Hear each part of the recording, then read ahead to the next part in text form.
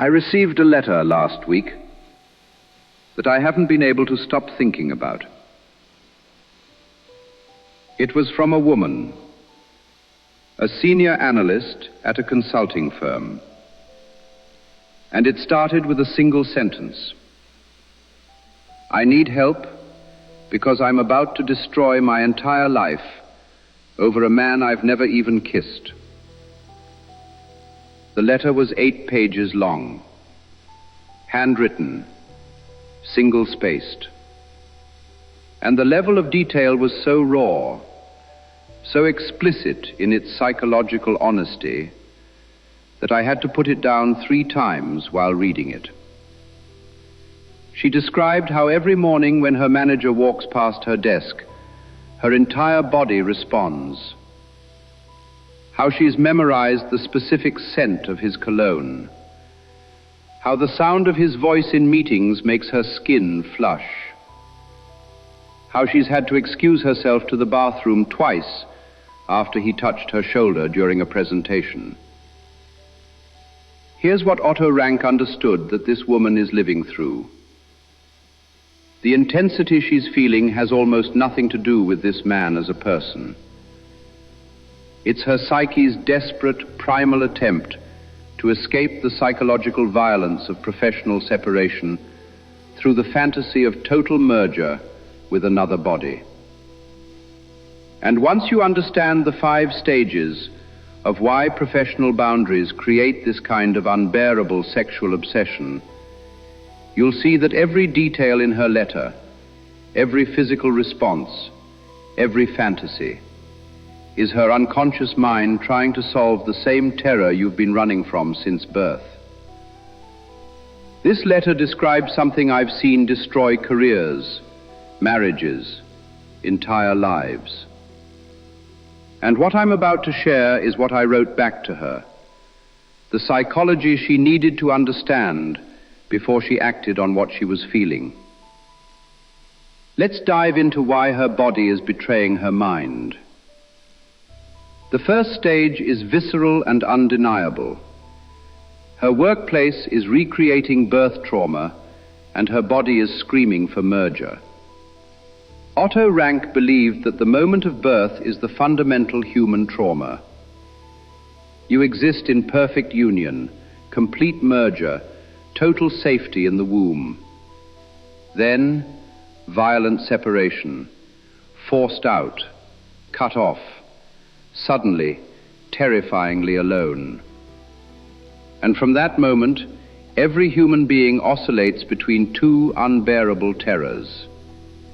The fear of life, which is the terror of being a separate individual, alone in your existence. And the fear of death, which is the terror of losing yourself completely by merging with another. Now here's what's happening to her 8 hours a day.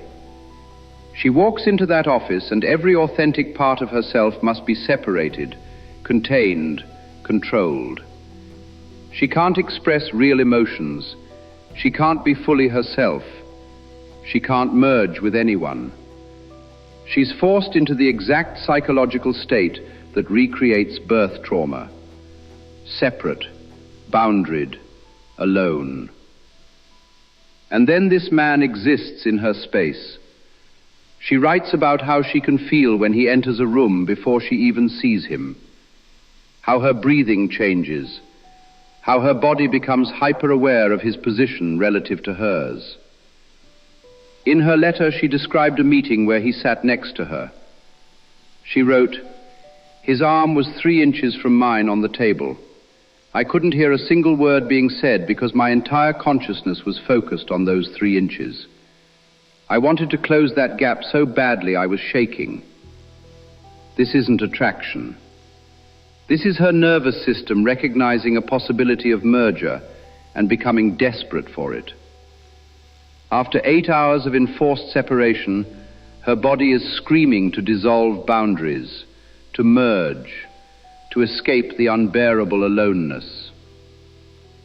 She wrote about staying late at the office hoping to run into him, creating excuses to go to his floor, timing her lunch to match his schedule.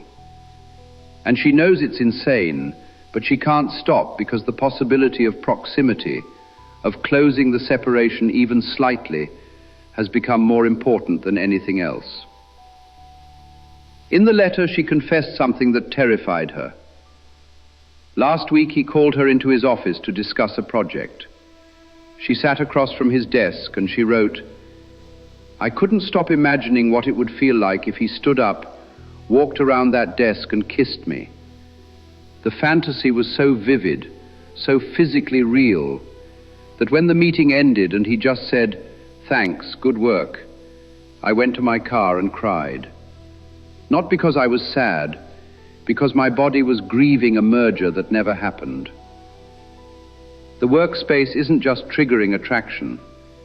It's creating unbearable separation anxiety and then placing the object of possible merger in constant, torturous proximity.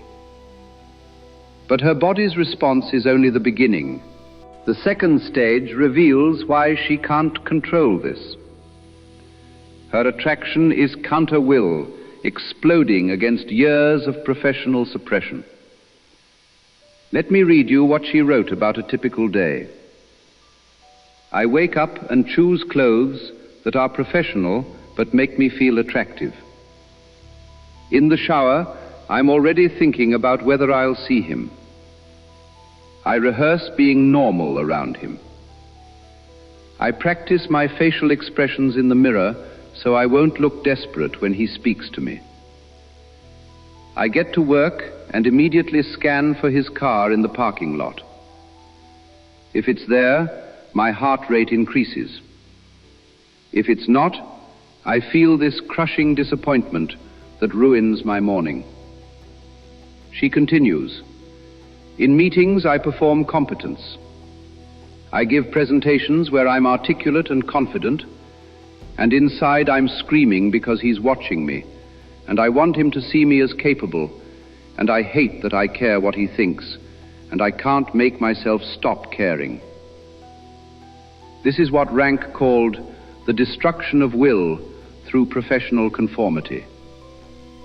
Will, for Rank, is your fundamental capacity to know what you want and assert it. Your authentic desires, your real self. And she spent years having her will systematically crushed. She wrote, "I have opinions in every meeting that I don't share because they're not strategic. I have frustrations I perform away. I have ideas I kill before they're born because they won't fit the culture. For 45 hours a week, I'm not a person. I'm a role." Then this attraction emerges. She didn't choose it, didn't strategize it, didn't manufacture it for career advancement. It just erupted from somewhere authentic inside her.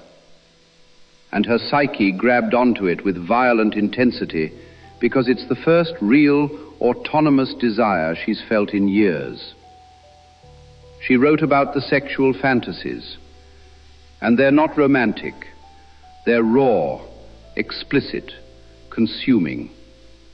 She wrote, "I imagine him pushing me against the wall in the copy room. I imagine him bending me over his desk. I imagine him pulling my hair in the parking garage. And I'm horrified by how aggressive these fantasies are, but I can't stop them." Rank would say this is counter-will in its purest form. After years of suppressing every authentic impulse, her psyche has fixated on the one desire that can't be professionally controlled, strategically managed, or performed away. The sexual intensity isn't about sex. It's her will, her authentic self, her autonomous desire, finally breaking through years of professional suppression in the only form that can't be killed by corporate conformity. She wrote, "Last month, he complimented my work on a client presentation. Just said, 'Really well done,' in passing. I went home and touched myself thinking about those 3 words for an hour. I'm a grown woman with a master's degree, and I'm masturbating to workplace praise because my will has been so destroyed that a small acknowledgement from him feels like the only authentic thing in my entire existence. The question Rank would ask her, is this about wanting him, or is this your psyche's violent rebellion against having your authentic self murdered 45 hours a week? But the psychology goes even deeper into her body. The third stage is the most primitive and physical. She's trying to merge back into the womb, and her body knows it. Rank believed that underneath all desire, especially sexual desire, is one fundamental unconscious wish: to return to the perfect merger of the womb before separation existed. Before birth, there was no you and other, no boundaries, no separation, no terror of being alone. You were completely merged with another being, perfect union, total safety. And every intense attraction is an unconscious attempt to recreate that state. The falling in love obsession where you can't tell where you end and they begin, the desire to consume and be consumed, the fantasy of complete dissolution of boundaries. She wrote about this without knowing what she was describing. When I imagine being with him, I don't imagine dating or relationship conversations. I imagine our bodies completely fused. I imagine him inside me, but more than that. I imagine no separation between us at all, like I want to crawl inside his skin or have him crawl inside mine. This is merger fantasy at its most primal. And the workplace prohibition amplifies it exponentially. She can't merge with him. It's forbidden. Professionally dangerous. And that prohibition becomes like the womb wall she's pressing against, desperate to dissolve back through. She wrote, "He's my manager. There are policies, power dynamics.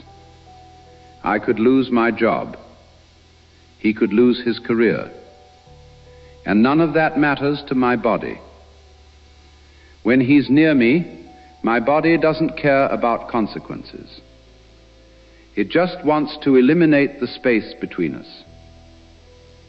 The most intense part of her letter described a business trip. They were both at a conference, same hotel.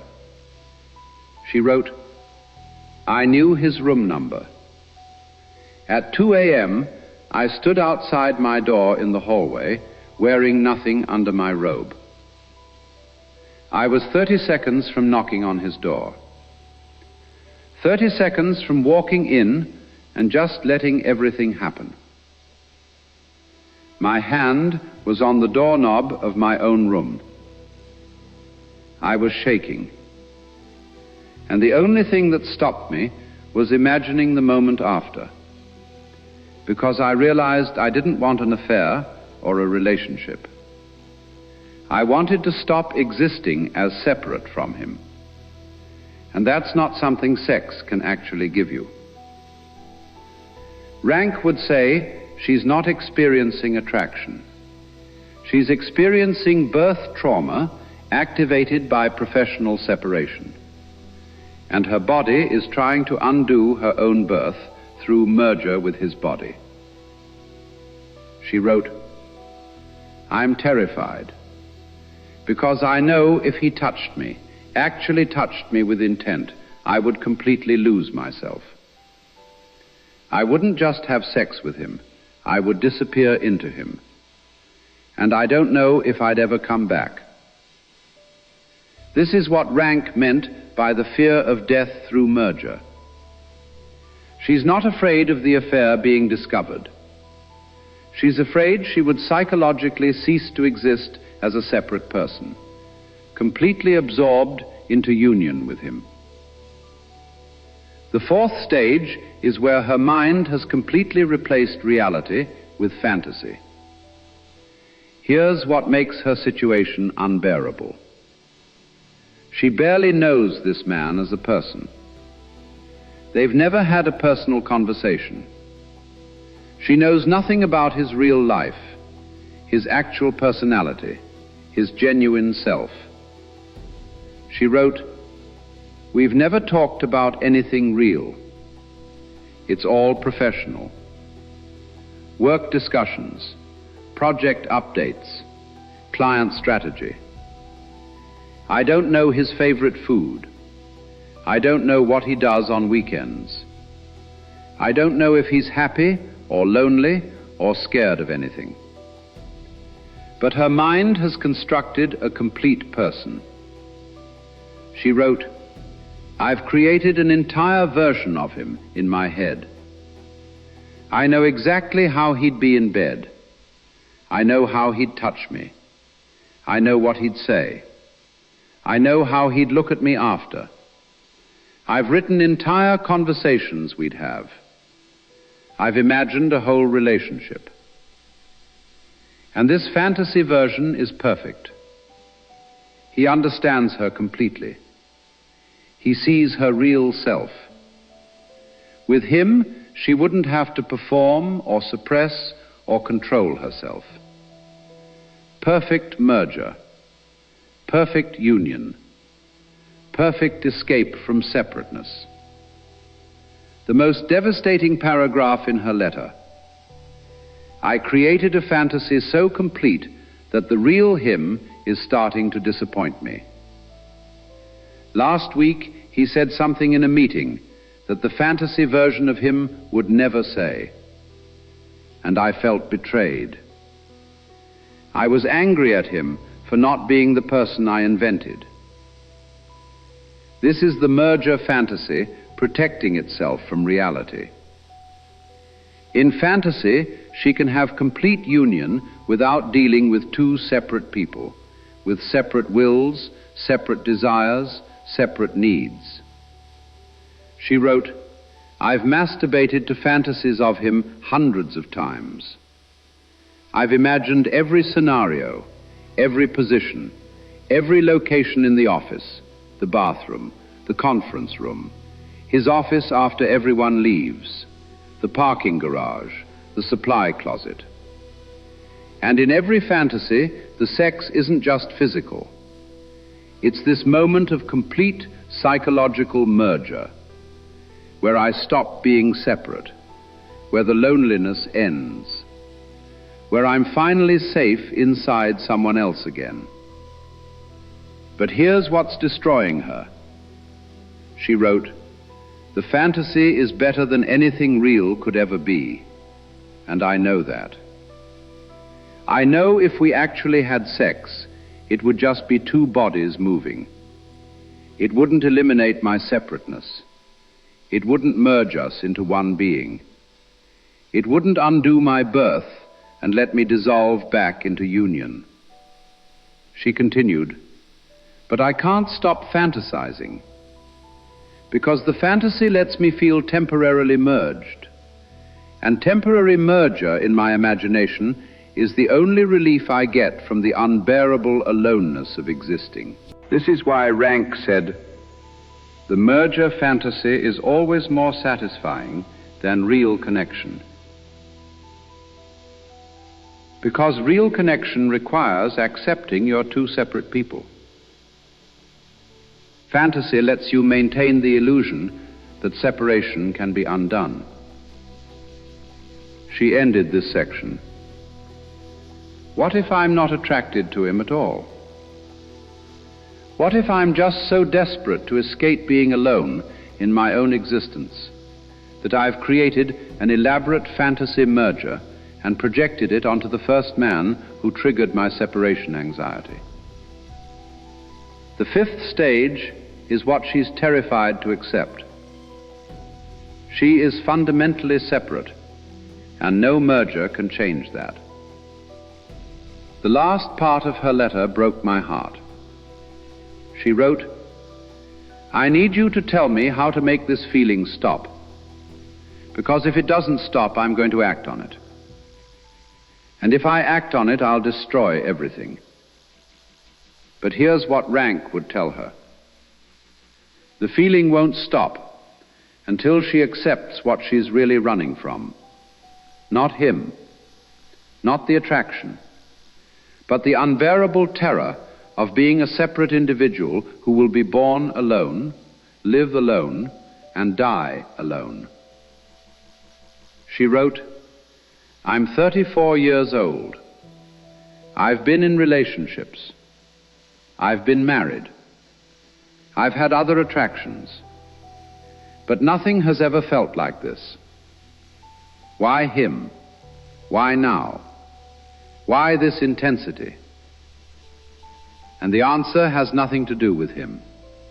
It's because her professional life has pushed her separation anxiety to unbearable levels, and her psyche fixated on him as the imaginary escape route. Rank would say she has two choices. She can act on the attraction and discover that sex with him won't actually provide merger, won't eliminate her separateness, won't undo her birth trauma. It will just be two separate people's bodies temporarily close before returning to separateness. Or she can accept the fundamental reality. She is alone in her existence. No person, no matter how intense the attraction, can change that. Merger is impossible. The womb is lost forever. Separation is permanent. I've watched this exact scenario play out dozens of times. Woman becomes obsessed with male colleague or manager. Intensity builds until it's unbearable. They finally have an affair. And within weeks, sometimes days, the intensity is completely gone. Because the attraction was never about connection.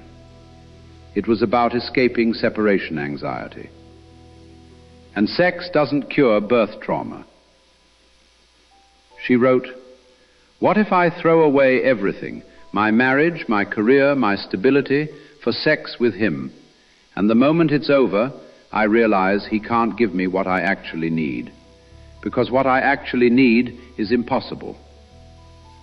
That's the realization Rank wants her to reach before she acts. Not after she's destroyed her life.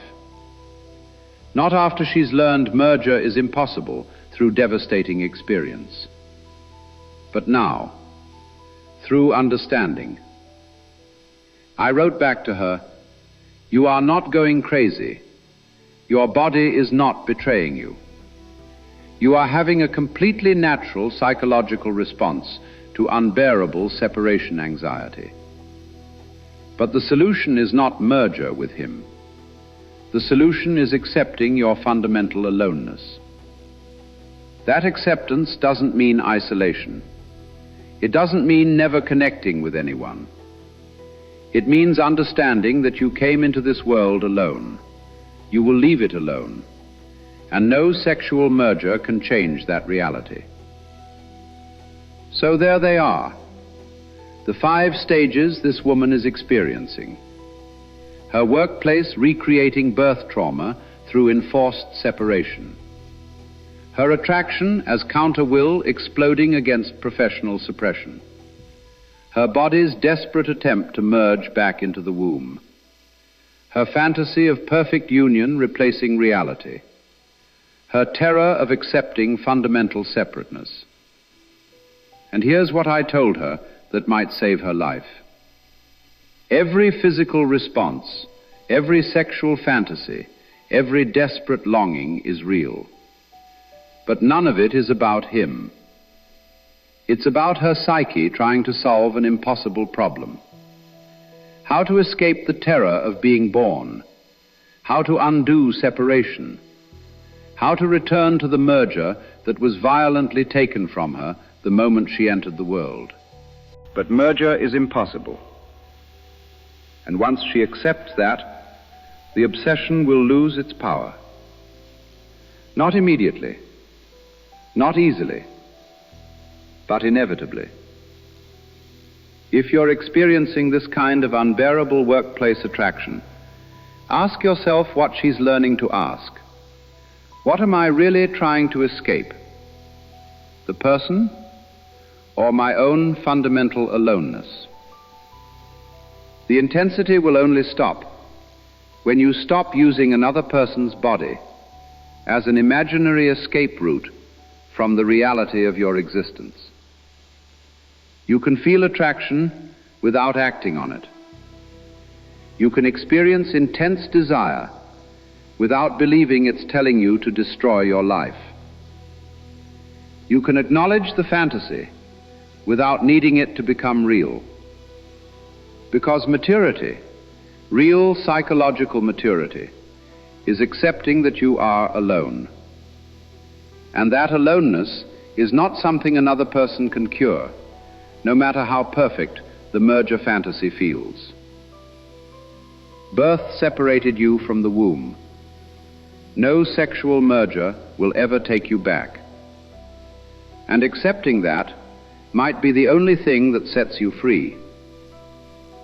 If this letter revealed something about your own hidden obsessions, subscribe for more deep dives into what actually controls human behavior. Because understanding your separation anxiety might be the only way to stop it from destroying everything you've built. Thanks for watching. See you in the next one.